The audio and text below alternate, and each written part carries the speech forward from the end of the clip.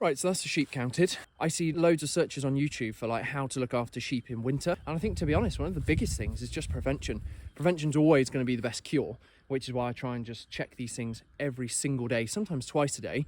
If it gets to the point where there's no issues within, say, a week or two, then I might say, okay, I'm going to check them every 2 days. They seem to be drinking a lot of water as well, which is quite surprising. I don't know how much water sheep drink, but I would have thought because it's rained a fair bit, there should be plenty of dew for them. So I'm going to get the big tractor on the topper. People will sometimes apparently say I say it too fast. Svi Verken is the auto guidance system that we've got on the tractor. So there are a couple of updates that I want to do. Oh, by the way, next week I'm hoping we might go and do it in a couple of days' time. We're going to be putting our McConnell hedge cutter on, and then I can show you guys how we hedge cut, dispel some of the myths, because I get really annoyed at just how many people get annoyed that farmers cut their hedges, even though there's quite a controlled limit in the way that you can cut them and the time of year you can cut them. So if you're ever wondering what time of year can farmers cut their hedges, we're going to answer that.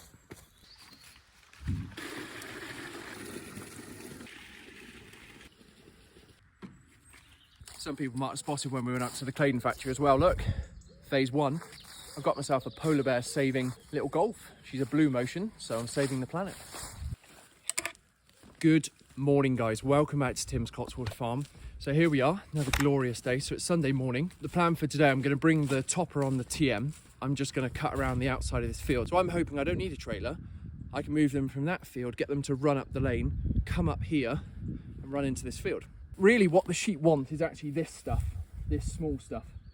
But what's the point of wasting loads of diesel topping all this when actually the sheep are just going to come in here just to do a tiny bit of good for us?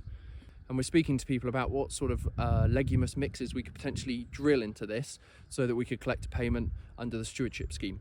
Leguminous crops are really interesting because whilst they fix nitrogen, and when farmers are looking at how to reduce their costs, reduce their reliance on fertilizers, leguminous crops are fixing nitrogen out of the atmosphere, bringing it into the ground, which is why they make fantastic companion crops. Companion crop being, you've got your cereal crop, you plant something like clover next to it, it fixes all the nitrogen, and the surplus nitrogen that it does not need or can't use, it then releases into the soil, and your cereal crop can then pick it up.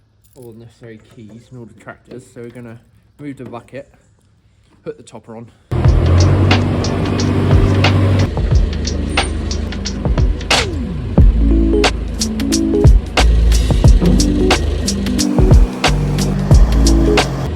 Just going to move the blower out the way.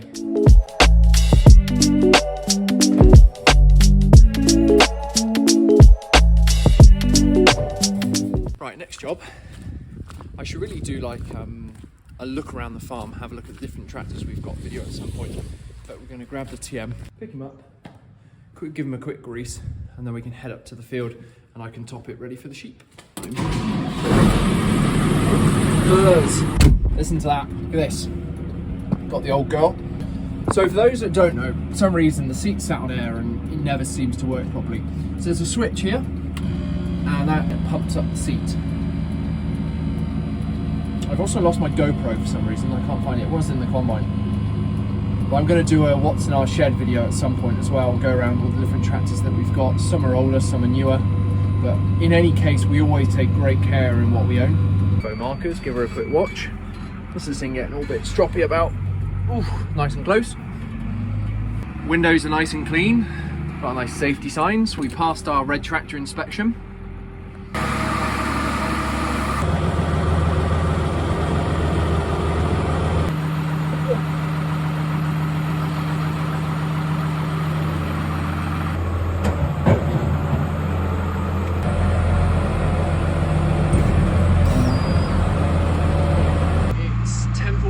That took about, I don't know, an hour to do the sheep, come do a couple of things here at the farm and then put the topper on. Dirty nipple, clean nipple.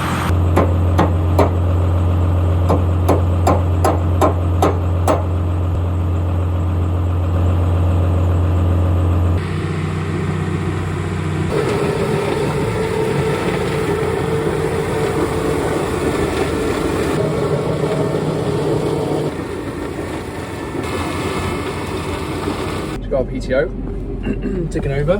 See the kind of thing it's done there, it's just mulched through all of this weird Jurassic Park looking stuff. Then we've got the small bit of cover crop we've got a top there as well.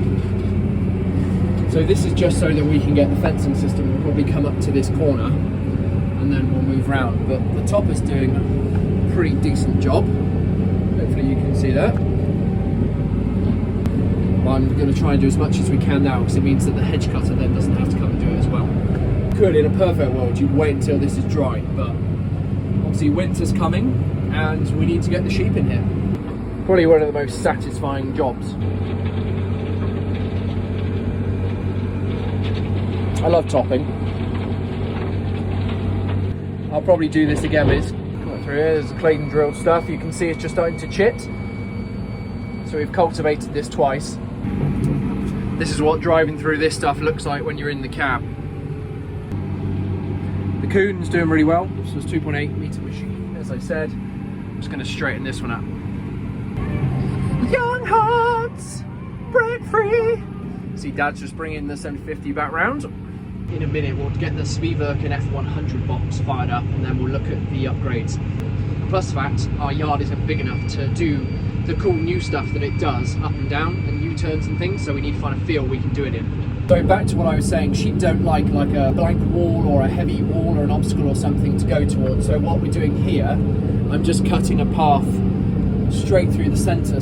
But the sheep will come up here and then they can eat from both sides, basically. It's the weed burden I was talking about. When you've got buffer strips, it just makes it so much worse. There's the water bubbling out the ground. So I tend to hit this button, so that stops the brake on the PTO and it just allows it to freewheel. The reason we do that, preventing a lot of excess wear of the machine.